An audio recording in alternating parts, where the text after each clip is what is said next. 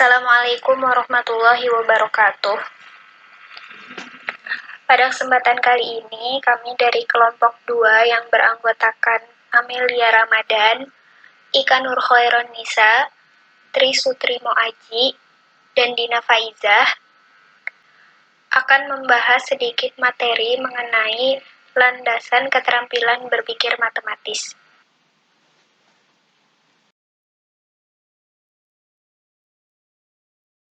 Pengertian kerangka berpikir. Kerangka berpikir adalah pemahaman yang paling mendasar yang mendukung pemahaman selanjutnya. Suatu tolak ukur yang paling mudah adalah apakah kita telah memahami pemahaman yang paling mendasar tersebut. Kerangka berpikir pada dasarnya adalah sebuah pemahaman.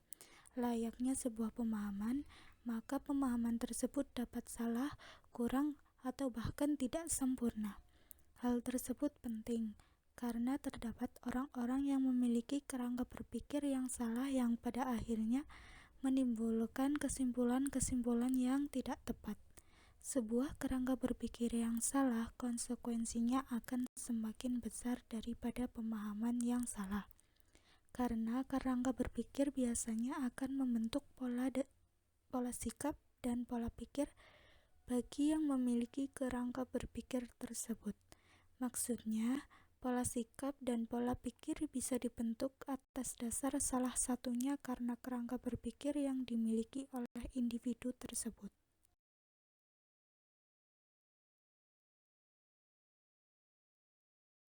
Kemudian yang selanjutnya itu hakikat manusia. Pandangan para ahli terhadap matematika juga bervariasi. Hal itu terlihat pada pengertian matematika yang berbeda satu sama lain. Salah satunya seorang ahli matematika, Auguste Comte, menyatakan bahwa matematika bukanlah ilmu, melainkan alat berpikir logik. Maka dapat disimpulkan bahwa matematika adalah produk dari sosial budaya yang digunakan sebagai alat pikir dalam memecahkan masalah ilmiah dan di dalamnya memuat sejumlah aksioma-aksioma, definisi-definisi, teorema-teorema, pembuktian-pembuktian, masalah-masalah, dan solusi-solusi.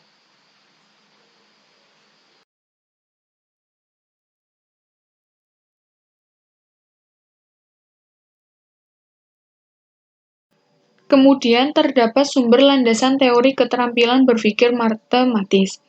Terdapat sumber kepustakaan yang biasanya kita lihat di perpustakaan perguruan tinggi, yaitu yang pertama ada ensiklopedia, yaitu sebuah buku di dalamnya berisi macam-macam bidang ilmu pengetahuan serta informasi. Yang kedua ada buku-buku teks dan referensi, yaitu isi dari buku-buku teks dan referensi mengandung pengetahuan tentang berbagai bidang studi. Selanjutnya ada direktori dan buku pegangan, yaitu buku yang berisi uraian rinci dan teknis dalam bidang tertentu, biasanya memuat alamat dan data lain serta pedoman untuk mengerjakan sesuatu hal. Yang keempat yaitu laporan hasil-hasil penelitian, merupakan hasil penelitian baru atau kelanjutan dari penelitian sebelumnya. Yang kelima ada tesis, skripsi, dan disertasi. Tesis adalah karya tulis yang memiliki keterkaitan dengan suatu penelitian atau penemuan baru. Yang keenam ada abstrak, merupakan ringkasan dari karangan tesis dan disertasi. Yang ketujuh ada majalah, jurnal, dan surat kabar.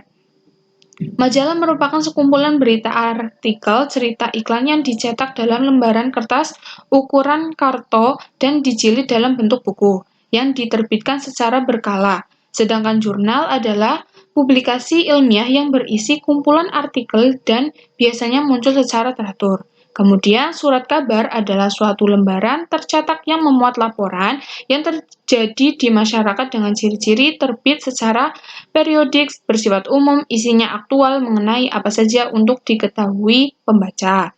Yang kedelapan yaitu biografi. Di dalam biografi memuat data perorangan dan meliputi nama, tempat, dan tanggal lahir, pendidikan, dan seterusnya. Kemudian yang nomor 9 ada indeks, di mana di dalam indeks memuat daftar karya tulis yang disusun secara alfabetis.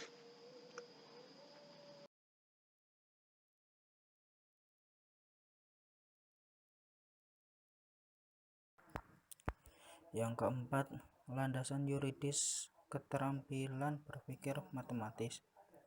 Pendidikan memegang peranan penting dalam memajukan peradaban. Begitu juga dengan pendidikan di Indonesia. Namun, memperhatikan keragaman suku dan budaya di Indonesia, maka penyeragaman atau penentuan standar yang berlaku secara nasional diperlukan.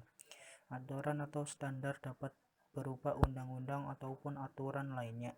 Undang-undang yang mengatur pendidikan salah satunya adalah Undang-Undang Nomor 20 Tahun 2003 tentang Sisdiknas. Pasal 3 undang-undang tersebut menekankan fungsi pendidikan dalam mencetak generasi yang beriman, berakhlak mulia, sehat jasmani dan rohani, berilmu dan mandiri sehingga mampu menjadikan bangsa ini bermartabat. Peraturan Pemerintah Nomor 13 Tahun 2015 tentang perubahan kedua atas Peraturan Pemerintah Nomor 19 Tahun 2005 tentang Standar Nasional Pendidikan merupakan penjabaran dari Undang-Undang Nomor 20 Tahun 2003. Sebagaimana diketahui bersama, peraturan pemerintah tersebut mengarahkan tentang pentingnya penyusunan dan pelaksanaan standar nasional pendidikan yang terdiri atas 8 standar. Permendikbud Nomor 21 tentang standar isi pendidikan dasar dan menengah pada dasarnya memuat tingkat kompetensi dan dimensi kompetensi yang diharapkan untuk dimiliki peserta didik setelah menempuh pendidikan pada setiap jenjang. Standar ini bersama dengan standar kompetensi lulusan selanjutnya dijadikan acuan dalam pengembangan standar proses pembelajaran yang diatur dalam Permendikbud Nomor 22 Tahun 2016. Adapun prinsip pembelajaran yang ditekankan pada Permendikbud Nomor 22 Tahun 2016 yaitu pembelajaran yang menuju peserta didik mencari tahu, belajar berbasis aneka sumber belajar, proses sebagai penguatan pengguna pendekatan ilmiah, pembelajaran berbasis kompetensi, pembelajaran terpadu, pembelajaran dengan jawaban yang multidimensi, pembelajaran yang mengutamakan pembudayaan dan pemberdayaan peserta didik sebagai pelajar sepanjang hayat. Pembelajar yang menerapkan prinsip bahwa siapa saja adalah guru, pemanfaatan teknologi informasi dan komunikasi untuk meningkatkan efisiensi dan efektivitas pembelajaran. Pembahasan yang terakhir yaitu mengenai landasan psikologis keterampilan berpikir.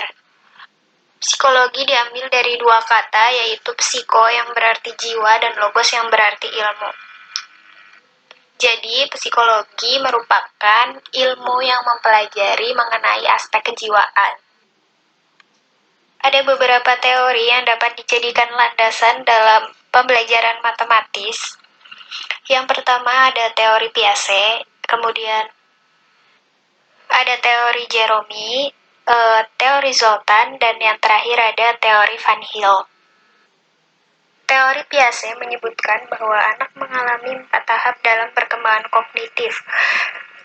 Yang pertama yaitu tahap sensori motor pada usia 0-2 tahun. Pada penelitiannya, Piaget menyebutkan bahwa anak di bawah usia 18 bulan belum memiliki pengenalan objek permanens, yang artinya anak pada usia itu menganggap benda yang tidak pernah ia lihat dan tidak pernah ia dengar atau tidak pernah ia sentuh itu tidak ada. Kemudian baru antara usia 18-24 bulan, kemampuan mengenal objek permanens itu mulai muncul secara bertahap. Tahap berikutnya ada tahap praoperasional yaitu pada usia 2-7 tahun. Tahap ini dimulai ketika anak telah menguasai pengenalan objek permanens. Pada tahap ini, anak mulai bisa mengenali eksistensi suatu benda meskipun ia tidak melihatnya. Anak juga mulai bisa merespon situasi kondisi lingkungan berdasarkan apa yang pernah ia lihat sebelumnya. Namun pada usia ini, watak egosentrisme anak itu masih cukup tinggi, di mana anak itu tidak memahami pendapat orang lain yang berbeda dengan pendapatnya. Kemudian masuk ke tahap berikutnya yaitu ada tahap operasional konkret pada usia 7-11 tahun. Watak egosentrisme anak pada usia ini sudah mulai menurun. Biasanya, anak pada usia ini sudah mulai memasuki sekolah dasar. Ada 3 macam operasi kognitif pada fase ini, yaitu yang pertama ada conservation atau pengekalan, kedua ada addition of classes atau penambahan golongan benda, dan yang ketiga ada multiplication of classes atau pelipat gandaan golongan benda.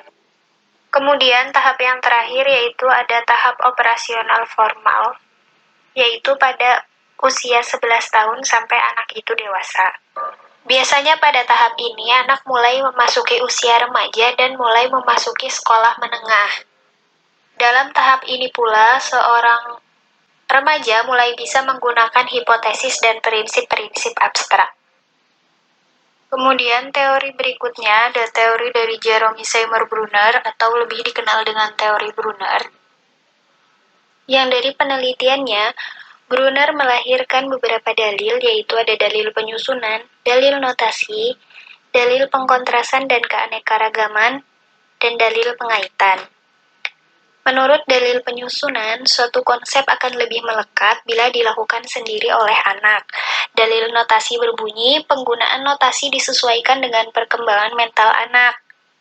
Dalil pengkontrasan dan keanekaragaman berbunyi, suatu konsep harus dikontraskan dengan konsep lainnya dan disajikan dengan beraneka ragam. Kemudian yang terakhir ada dalil pengaitan yang berbunyi, siswa harus diberi kesempatan untuk melihat kaitan-kaitan dalam matematika. Kemudian yang ketiga ada teori Zoltan yang menurutnya ada 6 tahap dalam mengajarkan konsep matematika. Yang pertama yaitu bermain bebas. Pada tahap ini, anak-anak diizinkan untuk bermain bebas terhadap benda-benda yang merupakan model dari matematika. Kemudian yang kedua yaitu ada tahap permainan. Pada tahap ini, anak-anak dapat mengamati pola, kesamaan, dan ketidaksamaan dari benda-benda model matematika yang mereka mainkan. Tahap yang ketiga yaitu penelaahan sifat bersama. Pada tahap ini, siswa belajar hingga dapat menghayati dan dapat menunjukkan mana yang contoh dan mana yang bukan contoh. Kemudian tahap yang keempat yaitu ada tahap representasi. Pada tahap ini, siswa membuat pertanyaan tentang konsep. Kemudian ada tahap penyimbolan. Dan pada tahap ini sebenarnya siswa diberi kesempatan mencari simbol sendiri, namun supaya seragam, guru mengajarkan simbol-simbol yang berlaku dalam matematika. Kemudian, tahap yang terakhir yaitu tahap pemformalan. Pada tahap ini, siswa belajar mengorganisasikan konsep-konsep matematika secara formal hingga menjadi aksioma, dalil, atau teorema. Teori yang berikutnya yaitu ada teori Van Hill. Menurut Van Hill, dalam memahami geometri, anak melewati 5 tahap, yaitu yang pertama, ada tahap pengenalan. Pada tahap ini, anak mengenal bentuk geometri dengan menggunakan model matematika. Kemudian tahap yang kedua ada tahap analisis. Pada tahap ini, anak memahami sifat dari bentuk geometri. Tahap berikutnya yaitu tahap pengurutan.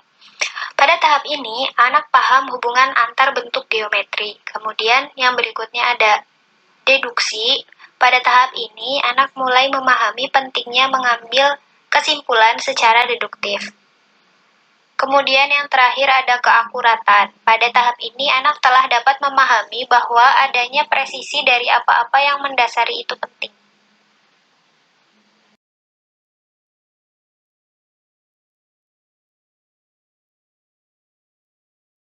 Sekian dari kelompok kami. Apabila ada kata-kata yang kurang berkenan, kami memohon maaf sebesar-besarnya. Terima kasih. Wassalamualaikum warahmatullahi wabarakatuh.